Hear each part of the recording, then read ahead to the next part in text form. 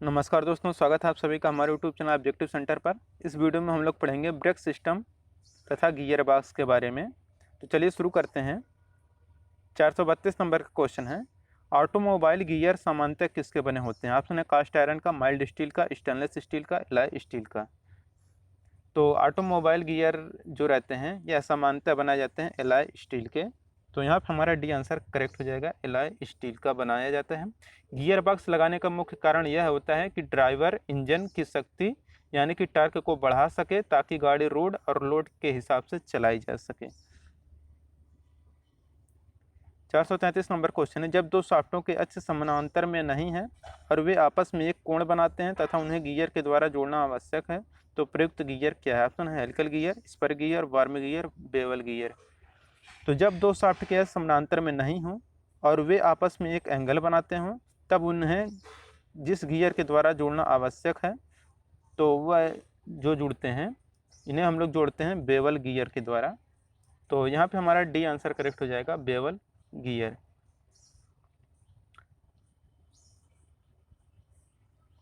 434 number question है, जब दो गियर आपस में मैश होकर चलते हैं तो क्या होता है? तो देखिए, जब दो गियर आपस में मैश होकर चलते हैं तो होता क्या है कि छोटा गियर अधिक गति से घूमते हैं और जो बड़ा गियर रहता है वह कम गति से घूमता है। 435 नंबर क्वेश्चन है, टार्क कन्वर्टर कहाँ पर काम आता है? तो देखिए, जो टार्क कन्वर्टर होता है कहाँ पे काम आता है? ऑप्शन है गाड़ियों के इंजन में, गाड़ियों के ऑटोमेटिक गियर बॉक्स में, स्क्रू जैक में, हाइड्रोलिक जैक मशीन में। तो जो टार्क कन्वर्टर होता है यह काम में आता है गाड़ियों के ऑटोमेटिक गियर बॉक्स में काम आता है।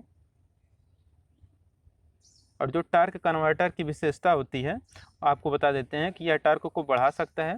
इसमें 0 से लेकर अधिकतम स्पीड तक किसी भी रेंज में गाड़ी चलाई जा सकती है और गियर शिफ्टिंग बिना झटके के और ऑटोमेटिकली बदले जाते हैं।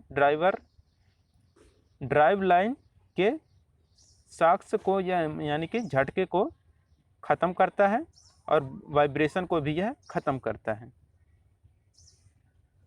436 नंबर क्वेश्चन है कि निम्नलिखित कारण से क्रैंक शाफ्ट फ्लाईव्हील से जुड़ा रहता है। ऑप्शन है इंजन के कंपन को कम करने के लिए, क्रैंक शाफ्ट में भार को बढ़ाने के लिए, क्रैंक शाफ्ट को संतुलित करने के लिए, डी इंजन की गति के में उतार चढ़ाव को कम करने के लिए।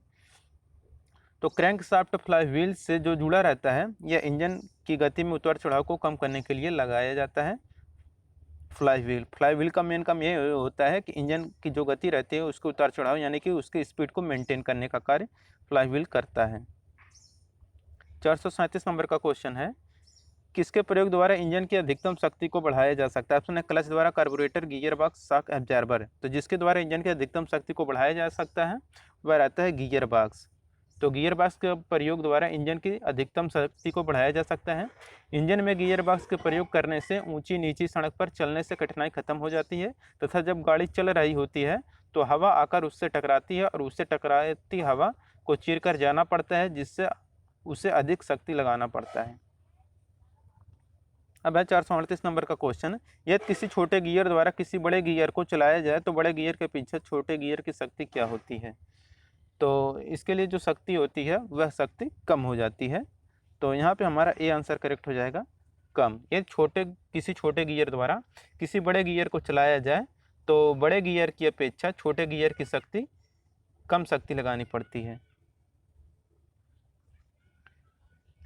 439 नंबर क्वेश्चन है, यदि किसी गियर की परिधि पर दांते एक विशेष कोण पर कटे होते हैं। ऑप्शन है spur gear, helical gear, double helical gear, इनमें से कोई नहीं। तो जिस प्रकार के गियरों की परिधि पर दांते एक विशेष एंगल पर काटे जाते हैं वह रहता है हमारा हेलिकल गियर। तो हेलिकल गियर की परिधि पर दांते एक विशेष एंगल पर काटे जाते हैं। इस टाइप के गियरों में गियर के दांते तिरछे कट रहते हैं। इस टाइप में एक गियर का दूसरे गियर के साथ कांटेक्ट दांते के शुरू होने से दांते के खत्म होने तक जुड़ा रहता है।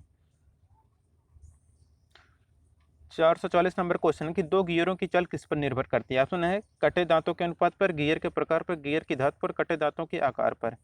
तो दो गियर की जो चाल निर्भर करती है यह कटे दांत के अनुपात पर यानी कि रेशियो पर निर्भर करता है। तो दो गियर की चाल जो चाल रहती है वह कटे दांतों के अनुपात पर निर्भर करता है। यदि जिस गियर में दांतों की संख्या अधिक होगी उस गियर का स्पीड कम होगा और जिस गियर में दांतों की संख्या कम होगी उसका स्पीड यानी कि चाल अधिक होगा। 441 नंबर क्वेश्चन है, किसी भी गियर बॉक्स में बिना आवाज़ गियर बदलने के लिए क्या आवश्यक है? ऑप्शन है दोनों गियरों का समान आकार होना, दोनों गियरों की समान चाल होना, दोनों गियरों की चाल असमान होना, दोनों गियर के कटे दांते समान होना। तो किसी भी गियर बॉक्स में बिना आवाज़ गियर बदलने के लिए आवश्यक क्या होता है कि दोनों गियरों की चाल का समान होना बहुत ज़रूरी होता है। तो यहाँ पर हमारा बी आंसर करेक्ट हो जाएगा कि किसी भी गियर बॉक्स में बिना आवाज़ गियर बदलने के लिए आवश्यक कि दोनों गियर की चाल समान होनी चाहिए, जिससे गियर इंगेज करने पर दोनों दांते बिना किसी आवाज़ के आपस में मिल जाते हैं, जिससे बिना आवाज़ के गियर बदले जा सकते हैं। 442 नंबर क्वेश्चन है, किस प्रकार के गियर बॉक्स में मेन शाफ्ट के गियरों को खिसकाकर ले शाफ्ट पर बने उसके जोड़ के साथ मिलाया जाता है? ऑप्शन है constant mesh gear box, synchronous gear box, sliding mesh gear box, planetary gear box. तो इसके लिए हम लोग जो यूज करते हैं वह रहता है स्लाइडिंग मेश गियर बॉक्स, यहाँ पे करेक्ट आंसर होगा। 443 नंबर क्वेश्चन है कि स्लाइडिंग मेश गियर बॉक्स में किसका प्रयोग गियर बदलने में करते हैं? ऑप्शन है change lever, selector shaft, selector fork, उपरोक्त सभी। तो स्लाइडिंग मेश गियर बॉक्स में जिसका प्रयोग गियर बदलने के लिए हम लोग करते हैं वह हमारा रहता है चेंज लीवर भी, सेलेक्टर शाफ्ट भी और सेलेक्टर फार्क भी रहता है। तो यहाँ पे हमारा डी आंसर करेक्ट हो जाएगा, उपरोक्त सभी। 444 नंबर क्वेश्चन है कि टॉप गियर किससे कहते हैं? ऑप्शन है सबसे कम चाल वाला गियर, मध्यम गति वाला गियर, अधिक चाल वाला गियर, असमान चाल वाला गियर। तो जो टॉप गियर जिसे हम लोग बोलते हैं वह हमारा रहता है अधिकतम चाल वाला गियर को हम लोग टॉप गियर कहते हैं। टॉप गियर अधिक चाल वाला गियर को कहते हैं। इस गियर का संबंध ओवर ड्राइव यूनिट से होता है, जिससे गाड़ी की चाल अधिक हो जाती है।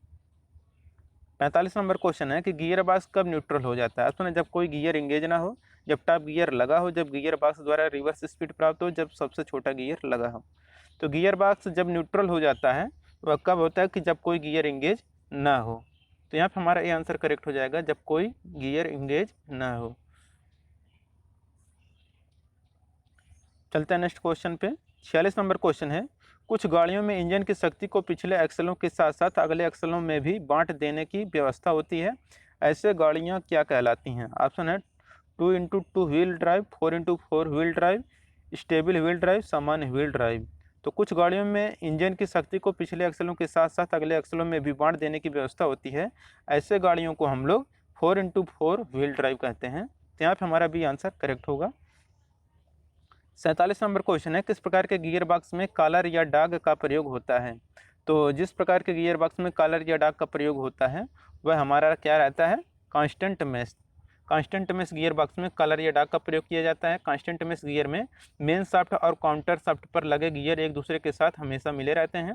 गियर रेशो बदलने के लिए मेन शाफ्ट के गियरों के मध्य में लगी स्लीव को हम लोग शिफ्ट करके जिस गियर रेशों की ज़रूरत हो उस गियर के अंदर वाले दांतों में फंसाया जाता है। 449 नंबर क्वेश्चन है,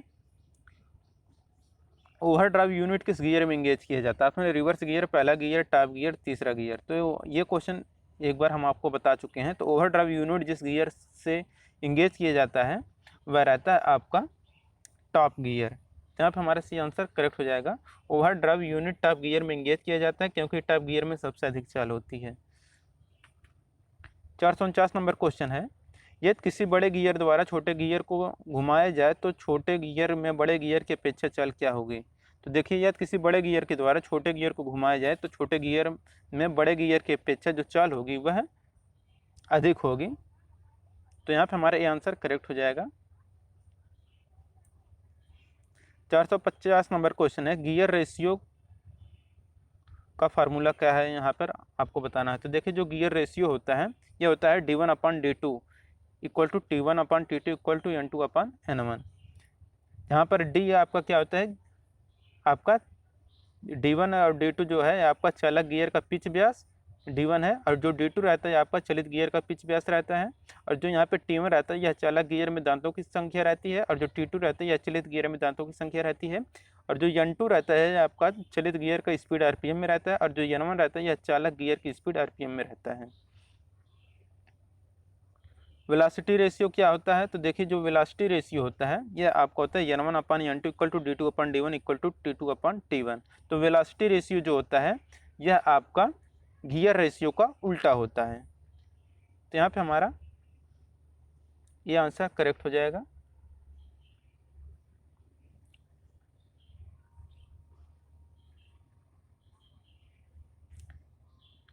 चार सौ बावन नंबर का क्वेश्चन है,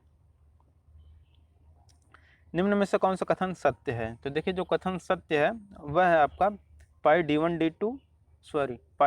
n1 equal to pi d2 n2 equal to है यहाँ पर, ये बिल्कुल सही है। और है आपका कि d1/d2 इक्वल टू n1/n2। यहाँ पे देखिए पाई पाई कट जाएगा, फिर इसको पक्षांतर कर देगा तो भी यही आएगा फार्मूला, दोनों सेम आएगा। तो यहाँ पे ए और बी दोनों सत्य हैं। अब है 453 नंबर का क्वेश्चन, निम्न में से एपिसाइक्लिक गियर बॉक्स के लाभ कौन कौन से हैं? ऑप्शन है यह गियर बॉक्स साइज में छोटा होता है, गियर परिवर्तन के लिए मल्टीप्लेट क्लच का प्रयोग होता है, गियरों के एक ही जोड़े पर लोड ना आकर अनेक गियरों पर आता है, इनमें सभी सत्य हैं। तो एपिसाइक्लिक गियर बॉक्स के लाभ जो जो रहते हैं ये रहता है कि इनमें सभी कथन सत्य हैं, क्योंकि यह गियर बॉक्स साइजों में छोटा होता है और गियर परिवर्तन के लिए मल्टीप्लेट क्लच का प्रयोग होता है और गियरों के लिए एक ही जोड़े पर लोड ना आकर अनेक गियरों पर आता है। तो यहाँ पे हमारा डी आंसर करेक्ट हो जाएगा, इनमें सभी कथन सत्य हैं। 454 नंबर क्वेश्चन है कि डिस्क किस्म के ब्रेक को अपेक्षाकृत अच्छा मानते हैं, क्यों? ऑप्शन यह सस्ता होता है, इनमें रखरखाव की कम जरूरत पड़ती है, ये अधिक टिकाऊ होते हैं, इनकी संरचना सरल होती है। तो डिस्क किस्म के ब्रेक में अपेक्षाकृत अच्छा माना जाता है, क्यों? क्योंकि ये अधिक टिकाऊ होता है, इसमें पुर्जे कम लगते हैं, इसलिए यह सस्ते भी रहते हैं और दूसरे ब्रेक सिस्टम की अपेक्षा ठंडी चलती है, क्योंकि इसकी ब्रेक डिस्क व्हील के बाहर लगी रहती है और ब्रेक लाइनिंग या पैड बदलने के लिए बहुत ही कम समय लगता है। 455 नंबर क्वेश्चन है, ब्लीडिंग क्रिया में ब्रेक प्रणाली से निकलते हैं। ऑप्शन हवा, निर्वात, अतिरिक्त द्रव, अतिरिक्त दाब। तो ब्लीडिंग प्रक्रिया में ब्रेक प्रणाली से जो निकलता है वह रहता है हवा, यानी कि एयर यहाँ पे करेक्ट आंसर होगा। अब है 456 नंबर का 456 नंबर क्वेश्चन, एयर ब्रेक सामान्य रूप से प्रयोग होते हैं। ऑप्शन है किस? कारों में, जीपों में, ट्रकों में, तिपहिया वाहनों में। तो जो एयर ब्रेक रहता है यह आपका होता है ट्रकों में, तो एयर ब्रेक ट्रकों में प्रयोग होता है। आजकल पूर्ण air brake, pressure brake system बहुत प्रचलित हो रहे हैं। इनमें ना सिर्फ ड्राइवर को ब्रेक लगाने के लिए बहुत ही कम जोर लगाना पड़ता है, बल्कि गाड़ी भी ब्रेक लगाते ही खड़ी हो सकती है। यह ब्रेक भारी वाहनों में प्रयोग किया जाता है। 457 नंबर क्वेश्चन है, सस्पेंड वैक्यूम ब्रेकों में पिस्टन के दोनों ओर वैक्यूम होता है। ऑप्शन है ब्रेक लगाते समय ब्रेक लीकेज होने पर, ब्रेकों के कम लगने पर। सही कथन सही है, सभी कथन सही हैं। तो सस्पेंड वैक्यूम ब्रेकों में पिस्टन के दोनों ओर वैक्यूम होता है, ये जो रहता है यह आपका ब्रेक लीकेज होने पर होता है। यहाँ पे हमारा बी आंसर करेक्ट हो जाएगा, ब्रेक रिलीज होने पर। जब ब्रेक रिलीज होगा तब होता है सस्पेंड वैक्यूम ब्रेकों में पिस्टन के दोनों ओर वैक्यूम होता है। ब्रेक लाइनिंग में मुख्य रूप से क्या होता है? ऑप्शन है एस्बेस्टस, तांबा, ढलवा लोहा, एल्युमिनियम। तो ब्रेक लाइनिंग जो होता है यह मुख्यतः जो रहता है यह रहता है आपका एस्बेस्टस।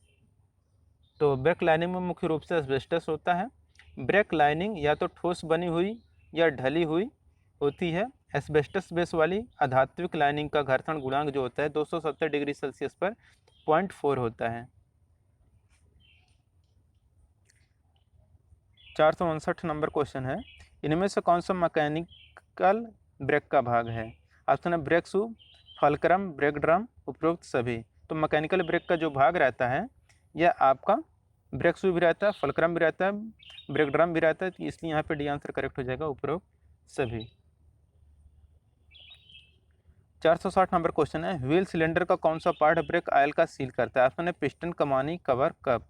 तो व्हील सिलेंडर का जो पार्ट ब्रेक ऑयल को सील करता है वह रहता है कप।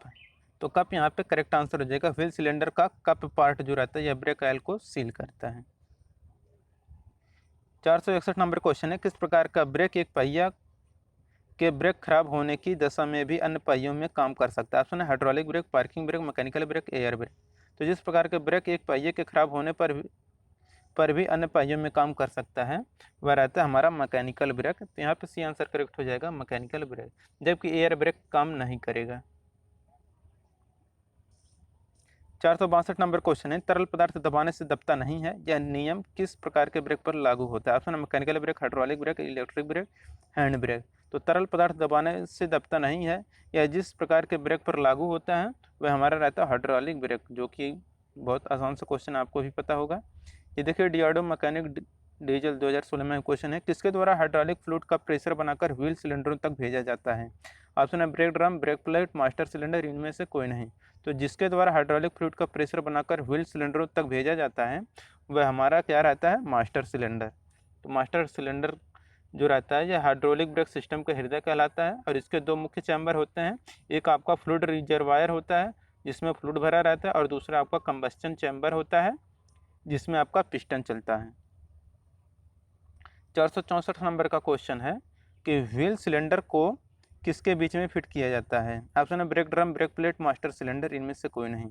तो व्हील सिलेंडर को जिसके बीच में फिट किया जाता है वह रहता है मास्टर सिलेंडर। तो मास्टर सिलेंडर यहाँ पे करेक्ट आंसर हो जाएगा। चलते हैं नेक्स्ट क्वेश्चन पे। ब्रेक पैडल में किस सीमा तक फ्री चल रहना चाहिए? तो ब्रेक पैडल में जिस सीमा तक फ्री चल रहना चाहिए वह रहता है 1/4 से 1/2 तक।